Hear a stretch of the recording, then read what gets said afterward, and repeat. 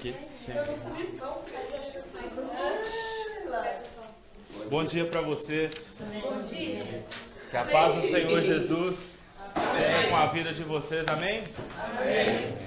Para quem não me conhece, meu nome é Matheus e o pastor me convidou para estar dando aula para vocês durante alguns domingos dos próximos meses. E hoje eu estou estreando aqui com vocês. Eu quero que vocês fiquem bem à vontade. A minha voz ela pode ser forte assim mesmo, mas eu não estou nervoso. Não indica que eu estou zangado. Podem ficar à vontade para me interromper, para perguntar, para falar qualquer coisa. Ficando alguma dúvida, por favor, participe. Eu preciso muito da participação de vocês. É isso que move a aula. É assim que eu vou saber se vocês estão entendendo ou não estão entendendo nada. A nossa lição de hoje, lição de número 13, a última lição, ela tem um tema que se chama Os Dois Construtores. Os Dois Construtores. O texto bíblico está em Mateus, no capítulo 7, a partir do versículo 24. Alguém poderia abrir esse texto e ler para nós? Evangelho de Mateus, capítulo 7, a partir do versículo 24. Mateus o quê? Capítulo 7, versículo 24 ao 27. Quem puder ler uma voz bem alta. Pode ler, Isaac? Não? Daí que eu Eu li. achei. Daí que eu li. Mateus 7. Elas acharam no Eu celular, não. achei. A Úrsula vai ler então. Vocês estão com o celular, não. Eu achei nada. Todo aquele, pois, que escuta essas minhas palavras e as pratica, assemelhar-no-ei ao homem prudente, que edificou a sua casa sobre a rocha. E desceu a chuva, e correram rios, e assopraram ventos, e combateram aquela casa, e não caiu, porque estava edificada sobre a rocha. E aquele que ouve essas minhas palavras, e elas não cumpre, compará-lo-ei ao homem insensato, que edificou a sua casa sobre a areia, e desceu a chuva, e correram rios, e assopraram ventos, e combateram aquela casa, e caiu, e foi grande a sua queda. Ótimo. Ótimo. Quantos aqui já leram o Evangelho todo de Mateus? O primeiro livro do Novo Testamento. O Evangelho de Mateus. O Evangelho que leva o meu nome até. Jesus, nesse capítulo 7, acontece algo muito interessante para nós entendermos o porquê dele falar isso. Essa história ela não começa no capítulo 7, ela começa no capítulo 5 do Evangelho de Mateus. O texto diz assim: Jesus, vendo a multidão, subiu ao monte, o famoso Sermão do Monte, ou o famoso Sermão da Montanha. E vendo a multidão, subiu ao monte, e assentando-se, aproximaram-se dele os seus discípulos. Abrindo a boca, os ensinava, dizendo assim: Bem-aventurados humildes de espírito, porque deles é o reino dos céus. Bem-aventurados os que choram, porque eles serão consolados. Bem-aventurados os mansos, porque eles herdarão a terra. Bem-aventurados os que têm fome e sede de justiça, porque eles serão fartos. Bem-aventurados os misericordiosos, porque eles alcançarão misericórdia.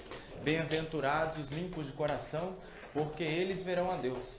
Bem-aventurados os pacificadores, porque eles serão chamados filhos de Deus. Bem-aventurados os que sofrem perseguição por causa da justiça, porque deles é o reino dos céus.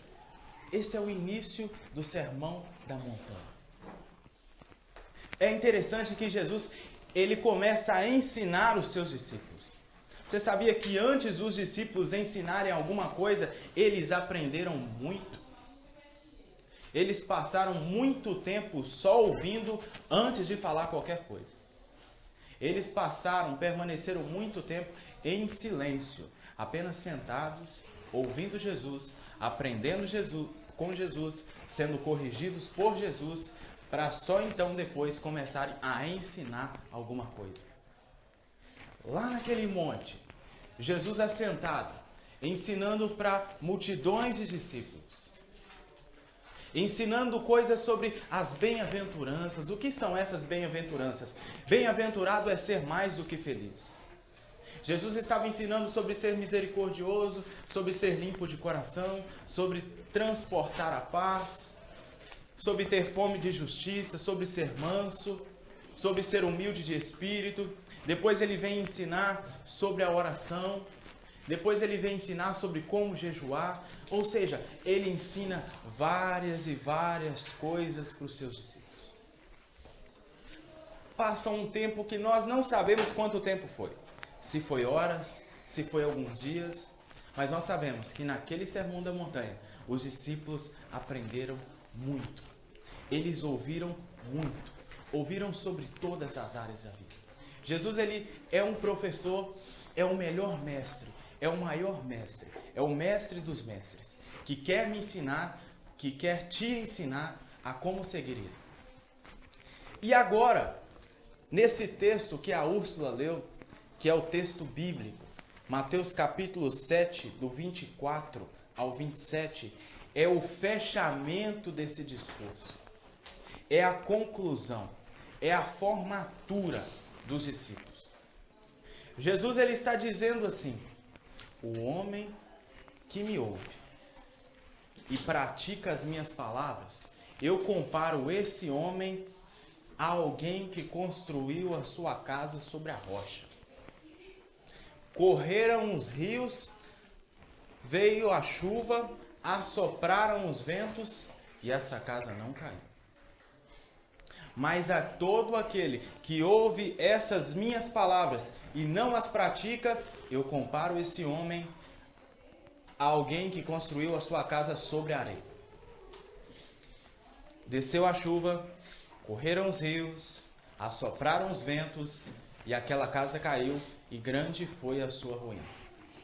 Sabe o que Jesus está querendo nos dizer aqui? Ele vira para os seus discípulos, olha bem nos olhos deles, aqueles que estavam ali ouvindo, aprendendo, ouvindo e aprendendo, e diz: e aí? O que vocês vão fazer depois que vocês descerem desse monte? Depois de vocês terem ouvido, escutado esses ensinamentos todos, o que vocês vão fazer? Será que vai ficar só na teoria? Vai ser só mais um ajuntamento de informações, coisas novas que vocês não sabiam e agora estão sabendo? Ou vocês vão levar para a prática? Jesus estava dizendo assim: não adianta nada, discípulos, vocês passarem esse tempo inteiro comigo, me ouvindo e aprendendo, se vocês não praticarem o que eu estou dizendo. Existe uma grande diferença entre ser discípulo de Jesus e entre ser fã de Jesus.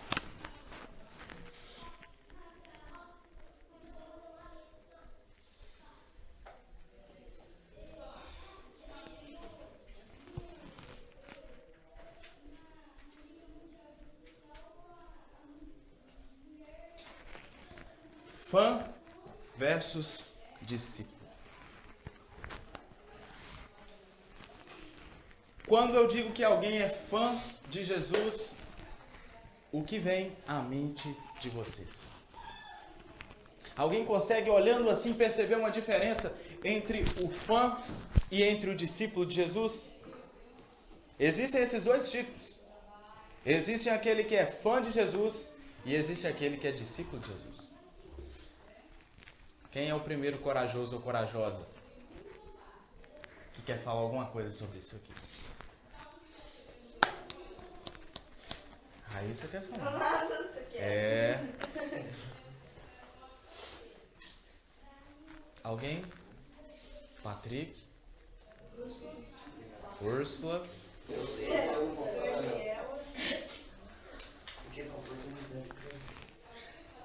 Ser fã ou ser discípulo? Eis a questão.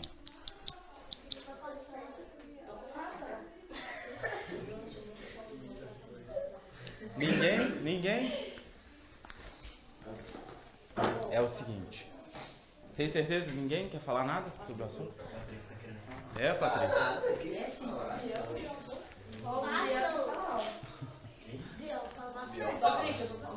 Então vamos lá. ser fã de Jesus. O que é um fã? Fã é um admirador. Fã é alguém que gosta, alguém que admira, que aprecia as qualidades.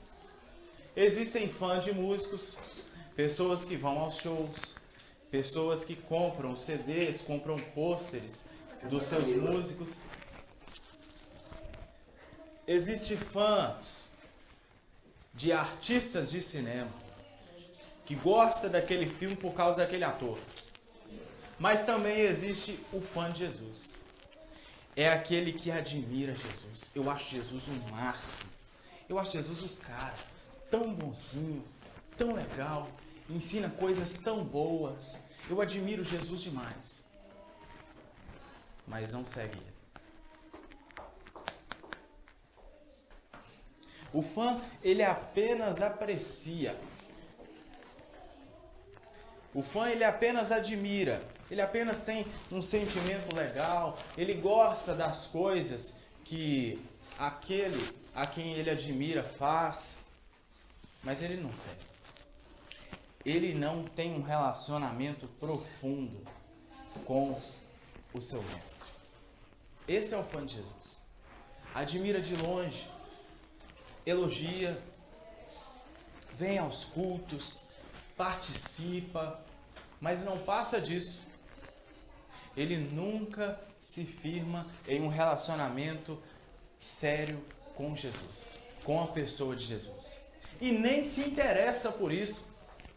Não é só pelo fato dele não se relacionar com Jesus, um relacionamento profundo. Mas ele também não está nem aí. Tanto faz, tanto fez. A vida dele está boa demais. Não precisa disso, ele acha. Agora, o discípulo de Jesus, ele é bem diferente do fã. Bem diferente. O discípulo, ele também admira Jesus como fã. Ele também estima, também gosta, também ama as coisas que Jesus faz. Mas o discípulo de Jesus, ele vai com Jesus até o fim. O discípulo de Jesus, ele está casado com Jesus. É na alegria, na doença, na alegria, na tristeza, na saúde, na doença. No sol e na chuva, ele não larga Jesus. Não larga Jesus. Esse é o discípulo. O que nós temos que perguntar é: será que eu sou um fã? Um mero admirador da pessoa de Jesus?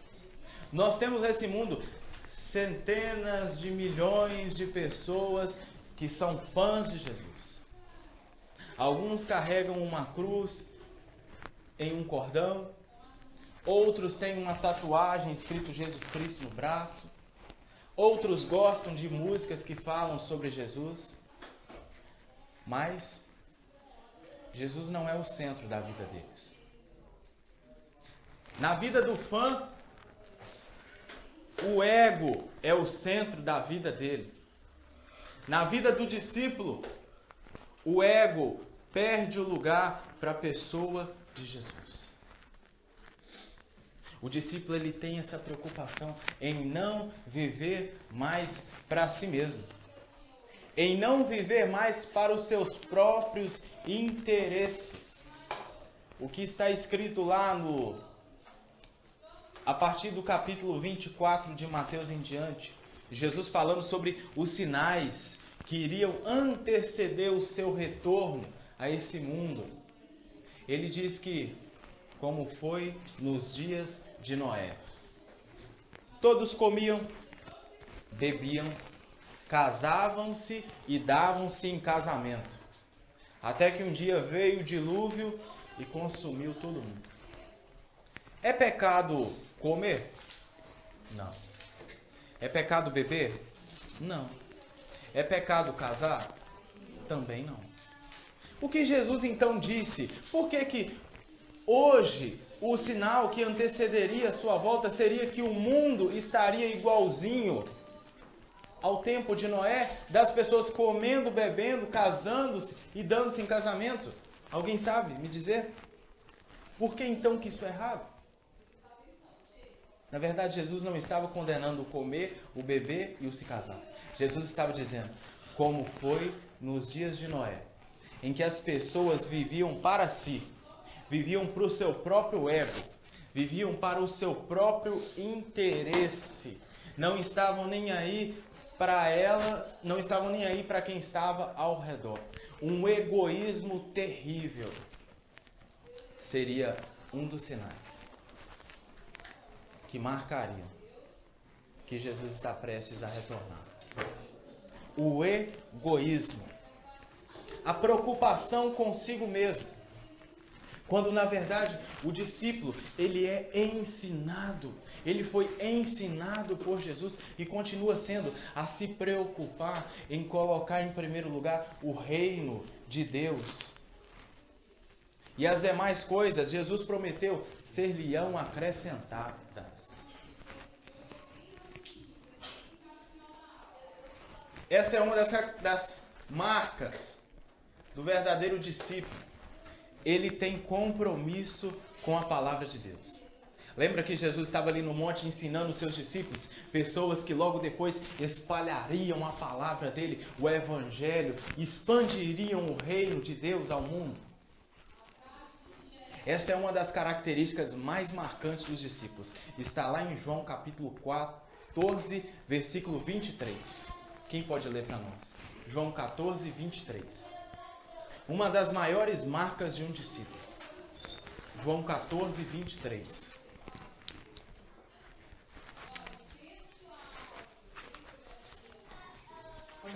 Pode, João 14, 23. Bem alto, por favor. Jesus respondeu e disse: Se alguém me amar, guardará a minha palavra, e meu Pai o amará, e viremos para ele, e faremos nele morada.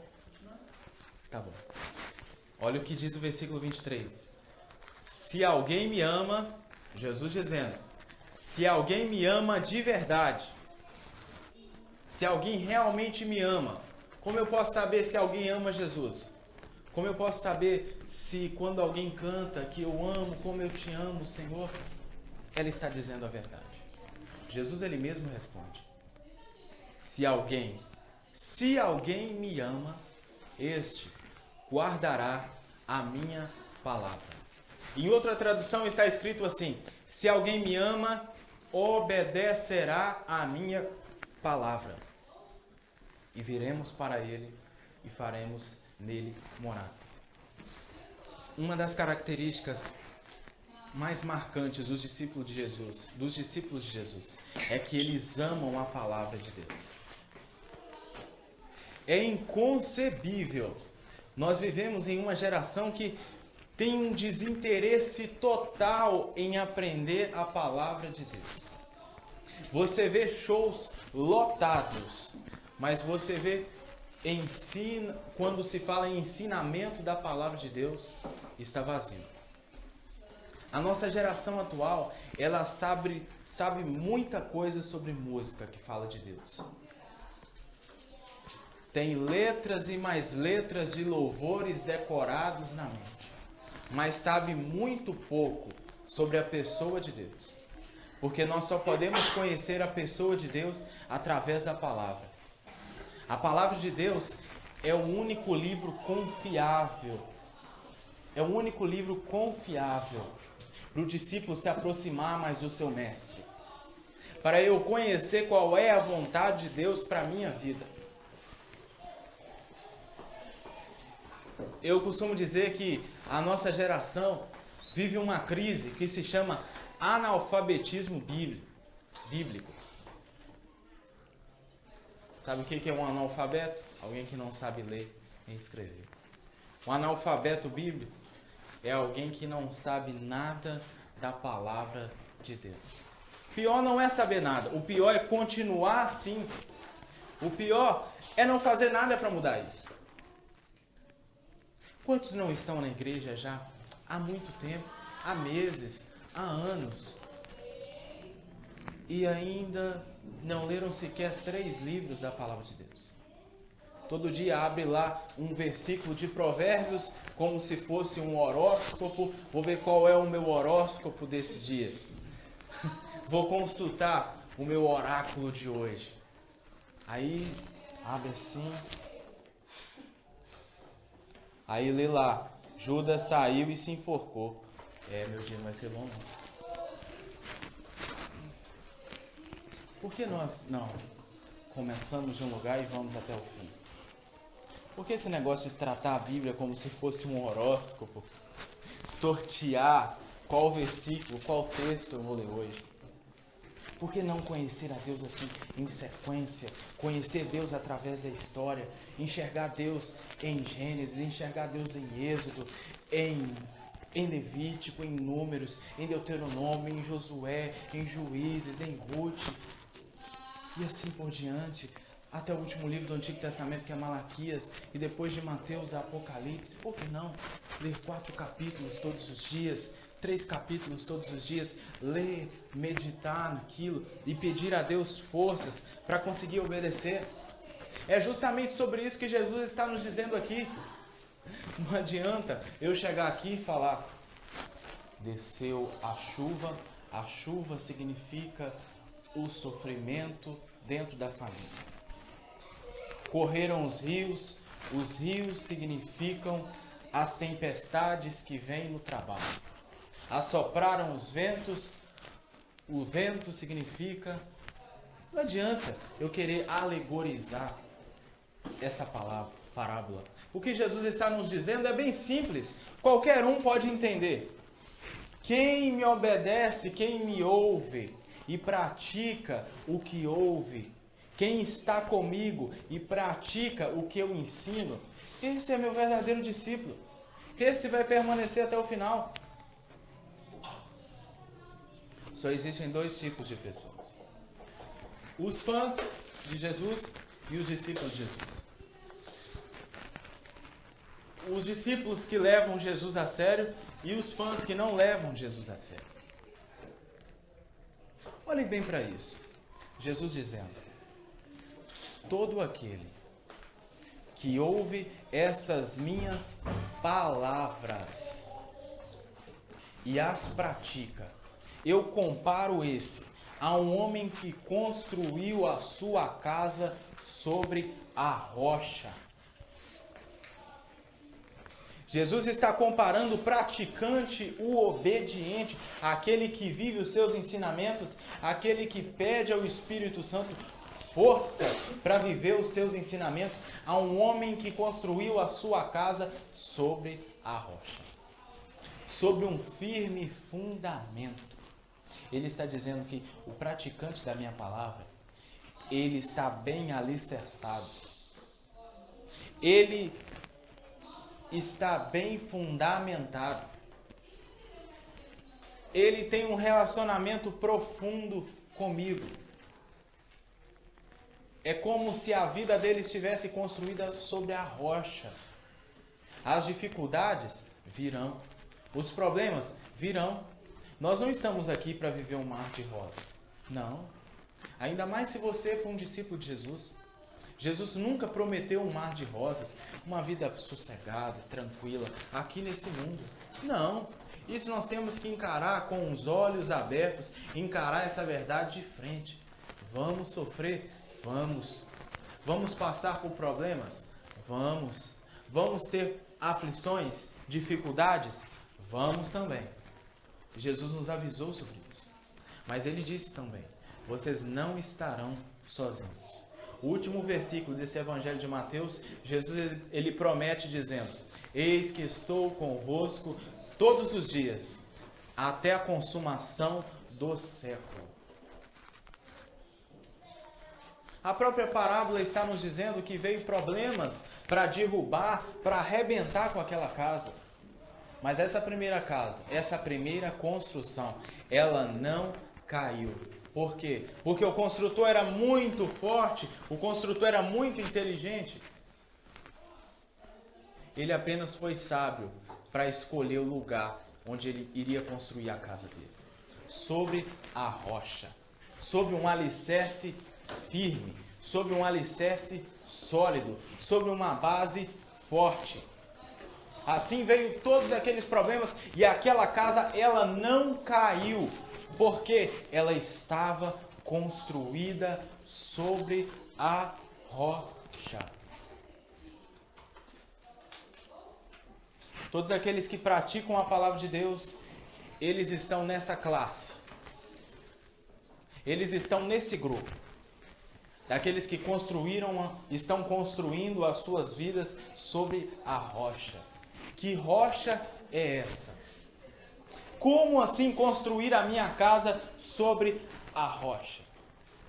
Cristo é essa rocha. Praticar a palavra de Deus é amar a Cristo. É sobre Cristo que eu tenho que construir a minha vida. É sobre Cristo que eu tenho que viver a minha vida.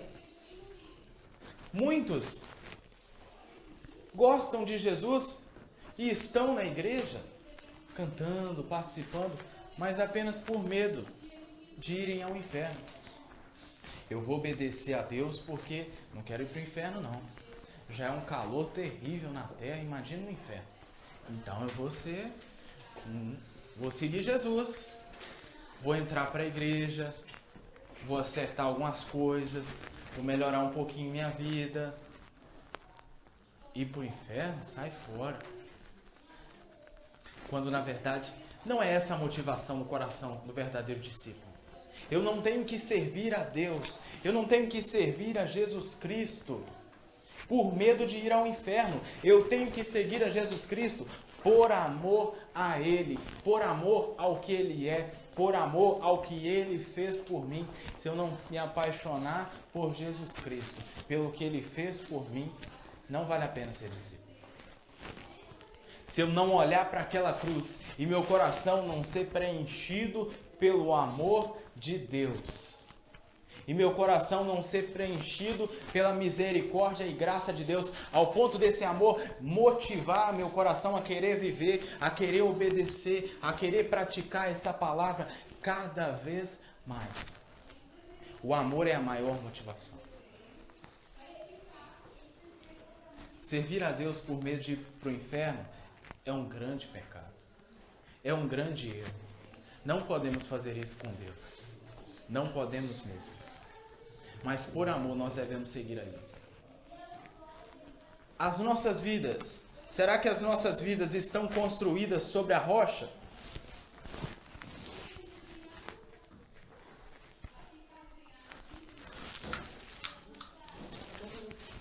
Será que as nossas vidas estão construídas sobre a rocha ou estão construídas sobre a areia? É sempre assim, é bem simples. Esse capítulo 7, ele é bem simples. Jesus fala que existem duas portas. Uma é estreita e a outra é larga. Jesus ele fala também que existem dois caminhos. Um é apertado e o outro é largo. E agora Jesus vem nos dizer que existem dois construtores. Um continuou vivo, o outro não. Existem apenas dois fundamentos. É sempre assim, dois. Ou um, ou outro. Ou fã, ou discípulo. Ou eu pertenço à classe que constrói a casa sobre a rocha, ou eu pertenço à classe que constrói a casa sobre a areia. Ou eu passei pela porta estreita, ou eu passei pela porta larga. Ou eu estou andando no caminho apertado, ou eu estou andando no caminho largo. É bem simples. Já está mais do que na hora de nós levarmos Jesus a sério. Tudo aquilo que Ele nos fala a sério. Jesus ele tem uma preocupação tão grande com as pessoas. Ele tem uma preocupação tão grande com você. Você já parou para pensar do tamanho de Deus? A Bíblia diz que a terra é o encosto dos pés de Deus. É claro que é uma linguagem simbólica, mas só para nós conhecermos o nosso tamanho. Diante de Deus nós somos insignificantes.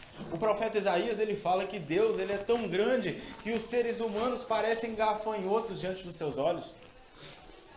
Somos insignificantes diante do tamanho e da grandeza de Deus.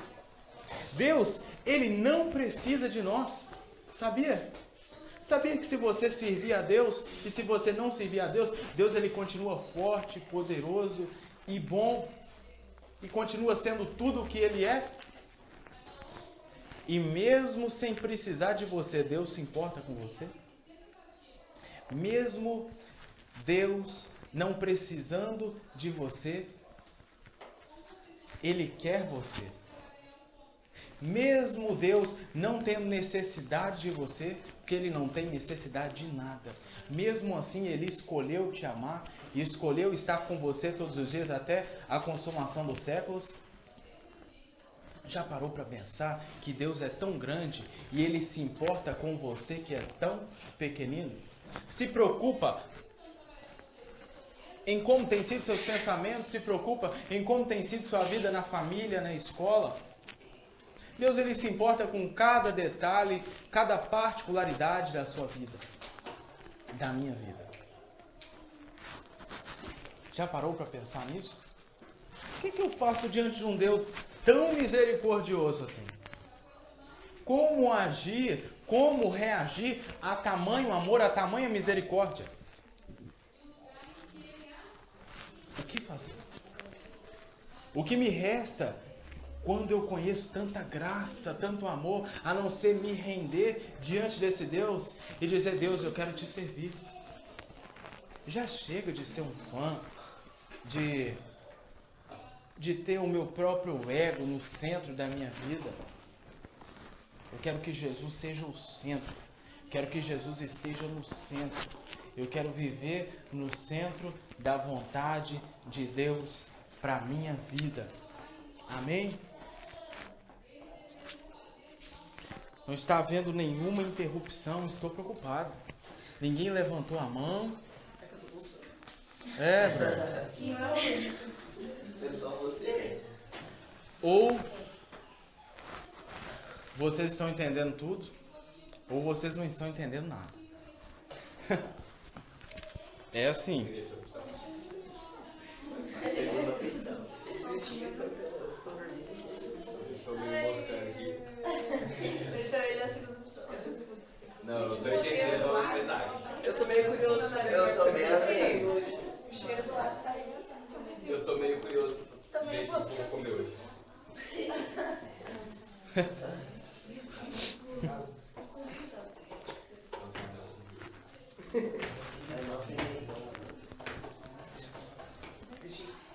Então, pessoal, é o seguinte.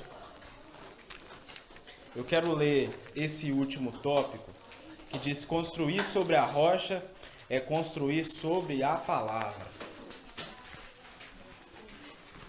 Construir sobre a rocha é construir sobre a palavra. Vamos ler ele? Diz o seguinte: nem sempre é fácil diferenciar os filhos de Deus dos filhos deste mundo, porque ambos passam por problemas, por decepções, adoecem e morrem. Todavia, a grande diferença é que nem todos sobreviverão à tempestade que certamente virá sobre todas as casas. Somente as casas bem fundadas na palavra permanecerão de pé. Obedecer a Deus é como construir uma casa sobre um alicerce forte e sólido que resiste firme às tempestades.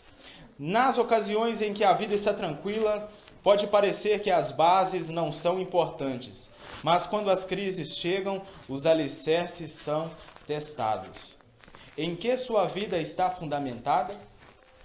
Sobre um sólido conhecimento e confiança em Jesus Cristo? Reflita agora mesmo sobre esse importante assunto. Como eu estou dizendo desde o início, é bem simples. É bem simples entender essa lição. Ou eu sou um praticante, ou eu não sou um praticante. Se eu sou um praticante, eu sou um discípulo de Jesus. Agora, se eu não sou um praticante, eu sou apenas um fã que segue a Jesus de longe. Não quer um compromisso sério, não quer nada sério, não quer nada profundo. Agora, meus irmãos, galerinha do bem, da mesma maneira que Jesus estava ali naquele monte, saúde, meu filho. Do mesmo jeito que Jesus estava ali naquele monte e disse para os discípulos: se vocês descerem desse lugar e não obedecerem nada do que eu estou dizendo, não adiantou de nada vocês só ouvirem. Do mesmo jeito é assim nos cultos. O que me adianta entrar em um culto, participar, ouvir, aprender, e quando eu sair da porta para fora, a minha vida continuar do mesmo jeito? Não sofrer nenhuma mudança? Não sofrer nenhuma transformação?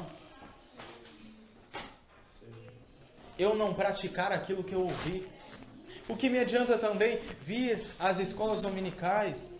O que me adianta ouvir bons conselhos, estar perto de pessoas piedosas, pessoas tementes que servem a Deus e ouvir coisas boas delas, mas se eu não estiver disposto a obedecer?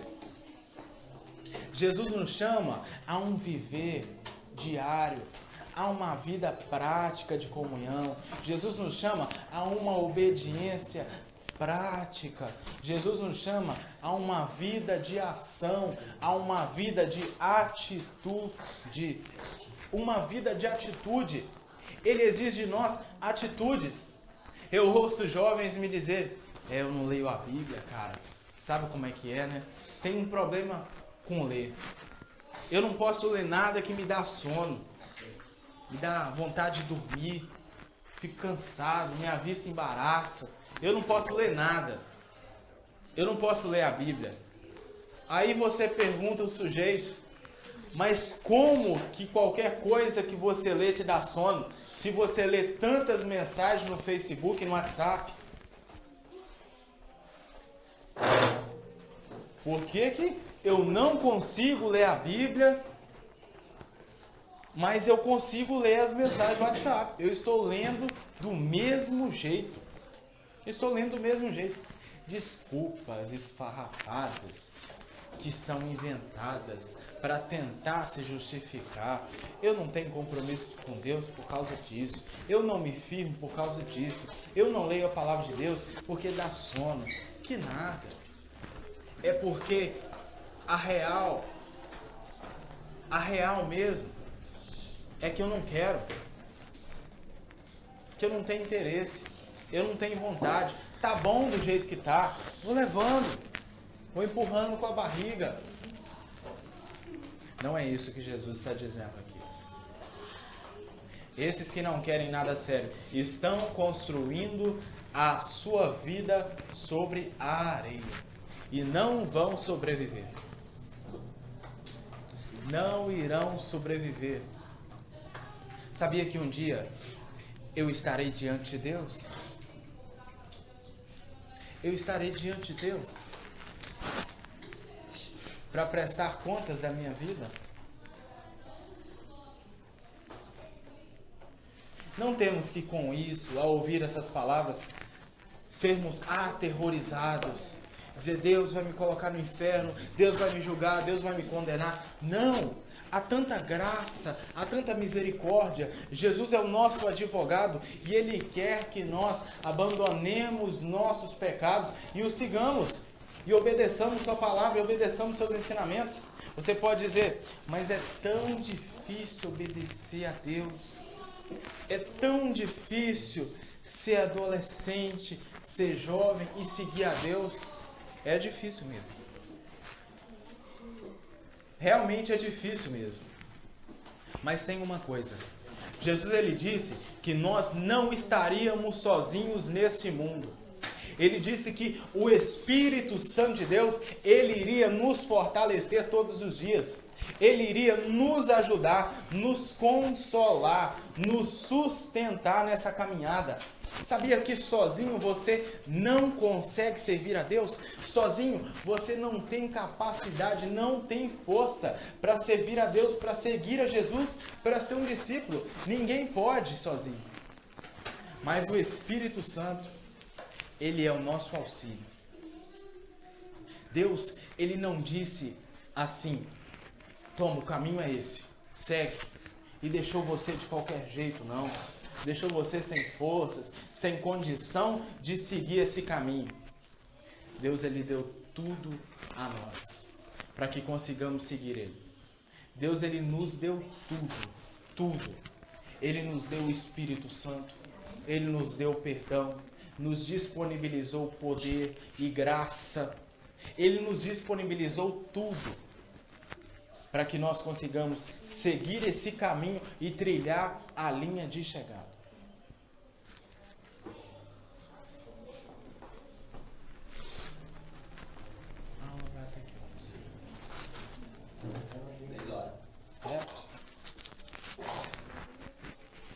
Alguma pergunta?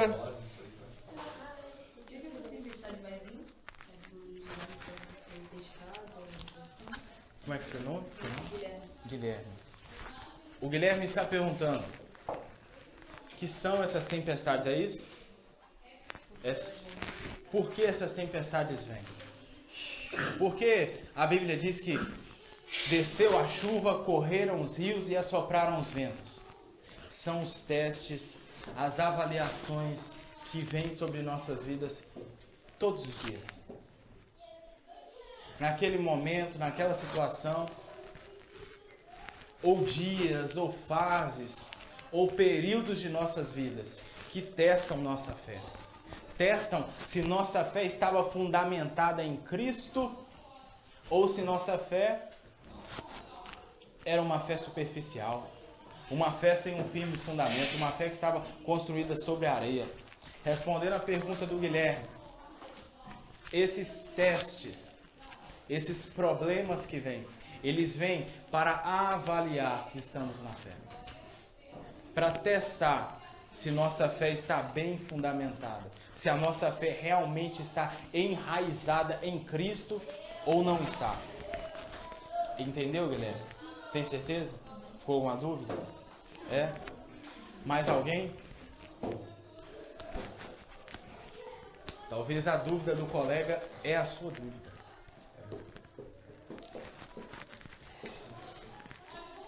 Raíssa quer falar? Ela tinha a cara dela assim. Para de entregar.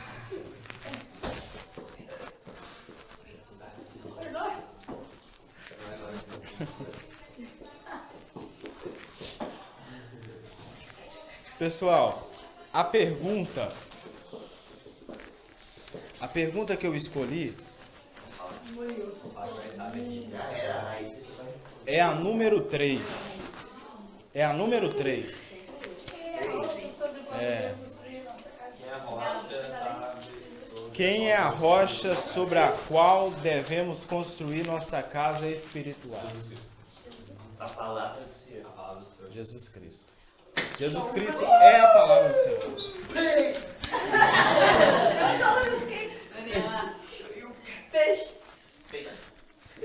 Então, quem é a rocha sobre a qual devemos construir nossa casa espiritual? Jesus Cristo. Viu como eu prestei atenção? É? Agora. Primeira? Quais são as semelhanças entre os construtores e suas casas na parábola em Jesus?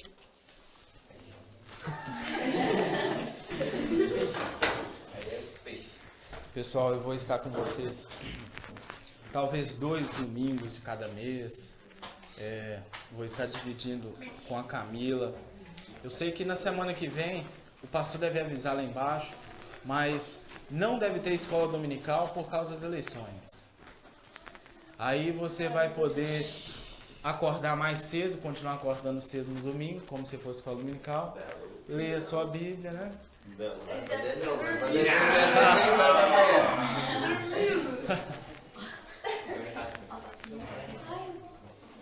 Eu acho que acaba só 10 e 15. É? 10 e 15.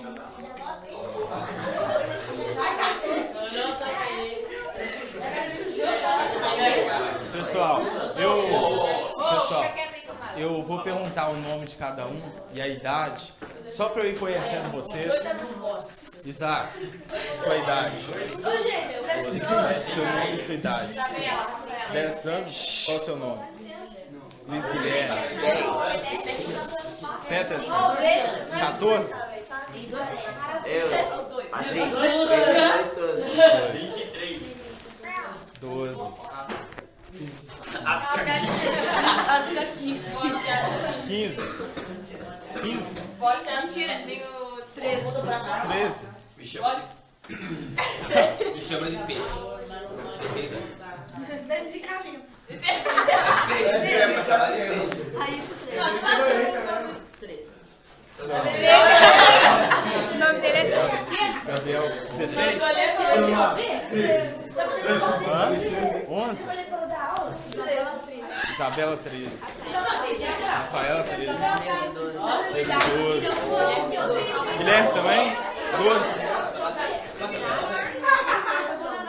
11. Terceiro. Qual a sua idade?